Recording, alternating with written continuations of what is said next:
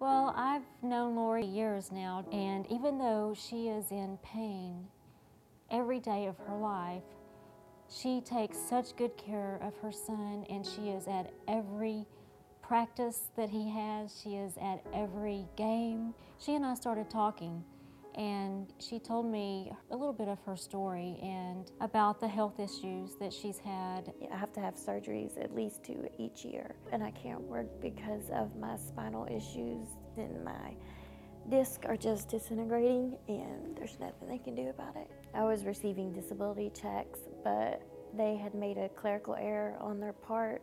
They're collecting it by taking half of my check, and I was barely making bills.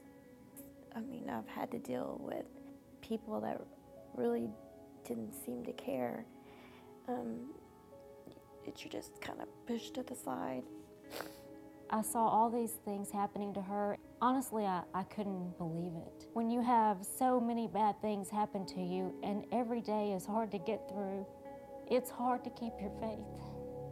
When Jerry called me and said, "Lisa, there's a car on fire in the parking lot," he said, "What does Lori drive?" And I said, "She drives a little white car." And he said, "Oh no, it's Lori's car."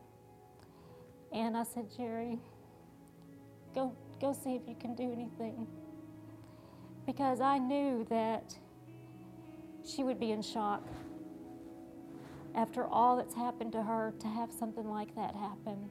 So I was without a car and knowing that I would never get another one because I can't save and have surgeries and all that expense at the same time. Well, Lori told me that she had been praying and praying, and that things still just were not happening very good in her life. I wanted her to see that God was working in her life. And so it was important to me to have something good for her happen. And I felt like that this church could touch her life and could give her that spiritual uplift.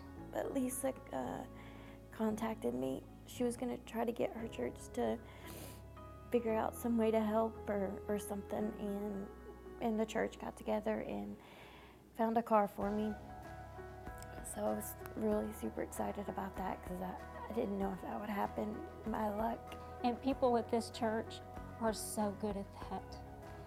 There's so much love here, and even knowing that, I was still amazed at all the people that contacted me and were so willing and so helpful for me and for Lori.